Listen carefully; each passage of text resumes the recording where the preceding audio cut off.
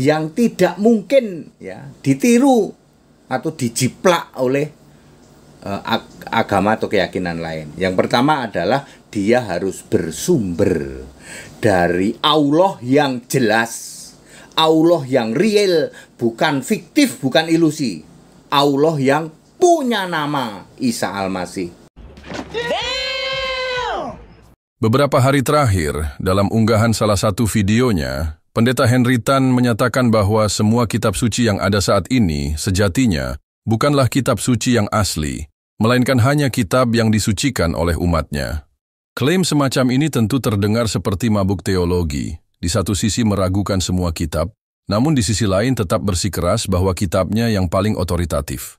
Sementara itu, jika kita melihat secara objektif dan berdasarkan fakta sejarah serta penelitian filologis, satu-satunya kitab suci yang masih terjaga orisinalitas dan kemurniannya sejak diturunkan adalah Al-Quran. Dalam video ini kita akan melihat bagaimana tanggapan Bang Zuma dengan ketajaman logika dan mantap dalam hujjah menanggapi klaim ngawur dari pendeta HDT ini. Tak hanya itu, kita juga akan dengar pernyataan mengejutkan dari seorang pria bule yang secara terbuka mengakui bahwa Al-Quran adalah satu-satunya kitab suci yang murni, tanpa perubahan sejak diturunkan hingga hari ini. Apakah benar pendeta HDT telah tersesat dalam kabut teologi? Apakah klaimnya layak dipercaya atau justru menunjukkan inkonsistensi fatal? Saksikan selengkapnya dan nilai sendiri siapa yang benar-benar berpijak pada kebenaran dan siapa yang hanya berputar-putar dalam asumsi dan ilusi. Kitab suci itu ada berapa? Apakah setiap agama punya kitab suci? Tidak. Ya, anggapan yang mengatakan bahwa semua agama punya kitab suci, itu salahnya pangkat berapa itu ya? Agama aja udah nggak ada, sekarang ini nggak ada agama. Sekarang semua 4.300 agama itu karangan manusia. Karena agama itu harus bersumber dari Allah dan satu-satunya agama itu cuman agama Yahudi. Sudah bubar jalan tahun 70 Masehi. Nah sekarang tentang kitab suci. Kitab suci itu ya cuman ada satu. Yang lain Pak, yang lain itu disuci-sucikan. Kitab suci itu ada sekitar lebih dari 40 ayat yang menulis tentang kitab suci. Pertama kali diucapkan oleh Yesus itu di dalam kitab Matius pasal berapa ya? Pasal ya sudah Matius lah, nanti diakhiri di 2 Petrus 1 ayat 20 itu. Ya, tidak boleh kitab suci tidak boleh ditafsirkan. Jadi Tritunggal itu rajanya penafsir kitab suci. Nggak boleh 2 Petrus 1 ayat 20. Buku-buku teologi itu tafsir kitab suci. Nggak boleh. Buku-buku teologi di mana Pak? Buang tempat sampah. Karena itu tafsir daripada kitab suci. Oke. Yang tidak bisa ditandingi dari sebuah kitab suci. Kitab suci itu hanya ada satu, yaitu Perjanjian Lama dan Perjanjian Baru. Yang tidak bisa ditandingi oleh manapun juga. Karena ada 5 ciri kitab suci. Kitab suci itu cirinya ada 5 yang tidak mungkin ya ditiru atau dijiplak oleh agama atau keyakinan lain. Yang pertama adalah dia harus bersumber dari Allah yang jelas, Allah yang real, bukan fiktif, bukan ilusi. Allah yang punya nama Isa Al-Masih. Yesus berkata di dalam Lukas 24 ayat 44, harus digenapi apa yang tertulis tentang aku, di mana Taurat, Mazmur, dan kitab nabi-nabi. Artinya apa? Artinya kitab suci itu harus menulis tentang aku, harus bersumber dari aku. Aku itu Yesus. Yesus juga berkata bahwa perkataanku tidak akan berlalu meskipun dunia ini kiamat. Ya, Matius 24 ayat 35. Yesus juga berkata, firman yang ku katakan. Yohanes 12 ayat 48. Jadi clear, sebuah kitab suci harus bersumber dari Allah, segala Allah. Allah yang real, yang tidak fiktif, bukan ilusi. Siapakah dia? Allah yang dikenal, yang punya nama Isa Al-Masih Yesus Kristus. Yang kedua, sebuah kitab suci harus ditulis oleh nabi atau rasul yang ditunjuk sendiri oleh Yesus. Ya, Taurat Musa punyanya Musa, ya. Mazmur Daud dan Salomo, dan kitab para nabi. Jadi Yesus di dalam Lukas 24 ayat 44 memberitahu bahwa Alkitab itu harus ditulis oleh nabi. Sedangkan perjanjian baru harus ditulis oleh rasul. Nabi dan rasul dipilih sendiri, ditunjuk sendiri oleh Yesus. Ini yang tidak bisa ditiru oleh kitab manapun. Sehingga dari 4.300 keyakinan dunia gugur. Kitabnya tidak memenuhi syarat sebagai kitab suci karena tidak ditulis oleh nabi maupun rasul. Jadi itu cuman kitab yang disuci-sucikan, ya Pak. Nomor 3, ya. Nomor 3, harus tidak bisa binasa. Namanya kitab suci. Yesus berkata, firmanku tidak akan berlalu meskipun kiamat. Jadi Alkitab harus disimpan di surga. Di dalam Wahyu 11 ayat 29. Hebat ya, Alkitab perjanjian lama Ibrani, perjanjian baru Yunani disimpan di surga, dimasukkan di dalam tabut perjanjian. Kemudian yang ciri keempat adalah harus ditulis dengan 3 cara, yaitu ilham untuk masa lampau, kemudian dilihat mata dan diwahyukan untuk present day, dan dikuasai roh untuk masa yang akan datang. Harus ditulis dengan 3 cara itu, baik perkataan langsung Yesus maupun melalui malaikat-malaikatnya. Dan tidak mungkin malaikat berbuat dosa di tempat gelap, di goa, menyampaikan firman dari Gusti Allah, itu tidak mungkin. Sebab malaikat yang di goa gelap adalah malaikat yang berbuat dosa. 2 Petrus 2 ayat 4. Ya. Kemudian yang terakhir adalah hanya ada satu.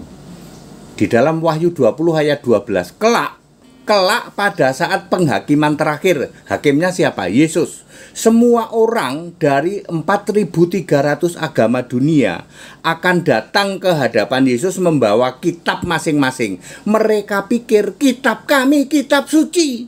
Nggak taunya di hadapan Yesus cuman kitab doang. Tidak disebut suci, cuman kitab yang disuci-sucikan. Jadi yang disebut kitab suci itu suci dari apa? Suci dari karangan manusia, murni, semuanya adalah wahyu dari Allah. Itu yang disebut kitab suci. Tidak ada penambahan pengantar kata dari nabinya. Tidak ada tambahan pengantar kata dari penulisnya. Apa yang didengarkan, apa yang diwahyukan, itu yang dihafalkan, tidak ditambah. Makanya hadits Rasulullah Muhammad SAW itu dituliskan nanti di abad kedua Hijriah. Setelah 200 tahun kurang lebih Rasulullah Muhammad SAW itu tidak ada. Baru hadits itu dibukukan. Kenapa?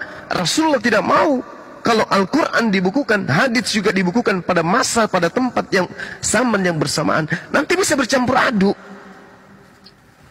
Rasulullah nggak mau. Jangan kau tuliskan apa yang berasal dari diriku, tapi tuliskanlah apa yang kuterima dari Allah. Itu.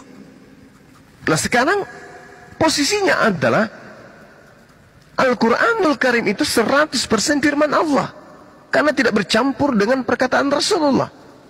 Sementara sumber satu-satunya Al-Quran itu adalah baginda Rasulullah Muhammad SAW. Tidak ada yang lain. Makanya kitab kami Al-Quran cuman satu, sumbernya Rasulullah. Demikian juga hadits, sumbernya dari Rasulullah. Nah sekarang kitab saudara, sumber firman itu adalah Yesus. Siapa yang menerima firman dari Elohim? Di antara Yesus, Paulus, Markus, Matius, Yohanes, dan juga Lukas. Yesus kan? Yesus kan penyampai firman itu. Artinya kalau Yesus penyampai firman, kelima pengarang penulis kitab saudara ini harusnya menuliskan apa yang terlontar dari mulutnya Yesus. Kalau mau dikatakan catatan-catatannya kitab suci. Tapi faktanya kan tidak. Hanya tinta merah ini ucapan Yesus. Itu pun ucapan Yesus ini bukan firman Tuhan. Bukan firman Tuhan. Sabda. Hadits. Kalau di dalam Al-Quran disebut hadits, kedudukan tertinggi hadis qudsi. Firman Tuhan yang tidak dibukukan dalam sebuah kitab suci. Hadis qudsi. Bukan wahyu dari Allah dalam kategori murni. Ini adalah wahyu, ucapannya, huruf-hurufnya, bacaannya sama, tanpa penambahan. Ini hanya hikmat yang diterima oleh Yesus. Dia yang mengolah hikmat itu. Artinya kalau dalam Islam hanya selevel dengan hadits qudsi, ucapan Yesus itu. Nah, kemudian Anda tengok di kitab saudara, berapa banyak tinta merah ucapan Yesus? Berapa banyak? Coba kita lihat ya. Di dalam Yohanes 1 misalnya. Anda lihat di kitab saudara di Yohanes 1. Tinta merahnya itu kapan munculnya kemudian? Kan ini keputusan dari bapak-bapak gereja. Bahwasanya tinta merah itu adalah ucapan Yesus. Nah sekarang kalau kita berbicara mengenai tinta merah, di dalam Wahyu 1, nanti muncul di data nomor 38. Jadi nomor 1 sampai nomor 37 itu apa? Ucapan siapa? Wahyu Tuhan ini. Ini wahyu Tuhan. Hah? 37, 38 baru muncul ucapan Yesus. Selainnya apa?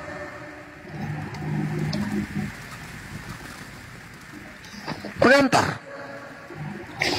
Apa ini pengantar ini? Wahyu juga. Bukan kan? Bukan kan? Kalau bukan berarti bercampur. Kalau sudah bercampur, apa masih bisa disebut suci? Enggak. Jangan salahkan saya kalau saya mengatakan kitab Anda tidak layak disebut kitab suci. Itu satu. Terkait dengan Al-Quranul Karim, Rasulullah Muhammad SAW mengatakan, bagaimana bisa dipercaya? Loh, faktanya orang percaya.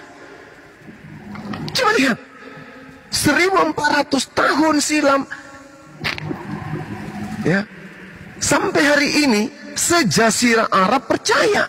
Kenapa? Mereka saksi hidup. Saksi hidup.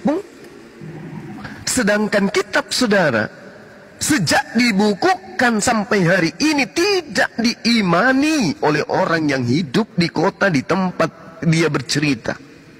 Bercerita tentang Galilea, bercerita tentang Yudea, bercerita tentang Bukit Golgota, bercerita tentang Yerusalem, bercerita tentang Nazaret dan seterusnya. Tapi orang-orang yang ada di sana justru tidak beriman kepada kitab ini. Ini masalah. Ada apa dengan kesaksian-kesaksian yang ada di dalamnya? Ini saksi beneran atau saksi palsu sih? Ada apa dengan kitab saudara?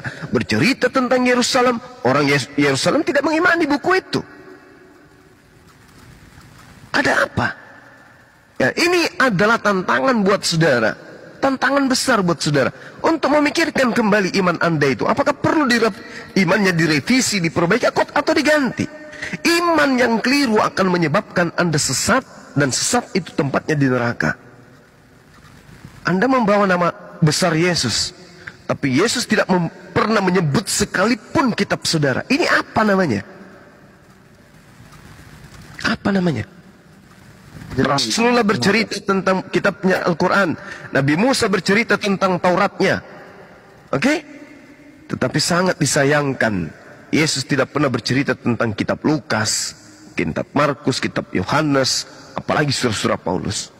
Kalau Anda menggunakan logika sederhana saja, kitab Anda itu cacat karena tidak sampai kepada sumber. Demikian. After my previous video on the Quran, I have had many requests to show detailed pictures of the inside, and I will do that now. Now, the Quran was first written about 1,400 years ago. This copy is about 300 years old, this copy is about 200 years old, and this copy is more recent. The Quran is the sacred scripture of Islam. and is regarded by Muslims as the infallible word of God revealed to the Prophet Muhammad, peace be upon him. Now we will take a look, and I will show you all three. Here is the opening surah of the 300-year-old copy of the Quran. For those of you who can read it, what do you think? Does it read the same? Here is in the same 300-year-old copy toward the end of the Quran. Here is the 200-year-old copy. Here is toward the end of the Quran in the second copy. And here is the smallest version of the opening surah. I'm in Tokyo, Japan, and I just found a copy in a bookshop of the Quran, 253 years old, and I want you to tell me if it reads the same way as it did 1,400 years ago. Here is the opening surah of the Quran. I want you to tell me if it reads the same way as it did. Dari seluruh pembahasan ini semakin jelas bahwa klaim pendeta HDT tidak hanya lemah secara argumentatif, tetapi juga menunjukkan kontradiksi besar dalam cara pandangnya terhadap wahyu dan kitab suci. Ia menolak kemurnian semua kitab, namun tetap mengagungkan kitab agamanya sendiri, yang secara historis telah mengalami banyak perubahan. Pada akhirnya, kebenaran tidak butuh pembenaran, ia cukup ditunjukkan. Dan dalam hal ini Al-Quran telah membuktikan dirinya sebagai wahyu ilahi yang terjaga, sebagaimana janji Allah. Sesungguhnya kami yang menurunkan Al-Quran, dan sesungguhnya kami pula yang menjaganya. Quran Surat Al-Hijr ayat 9.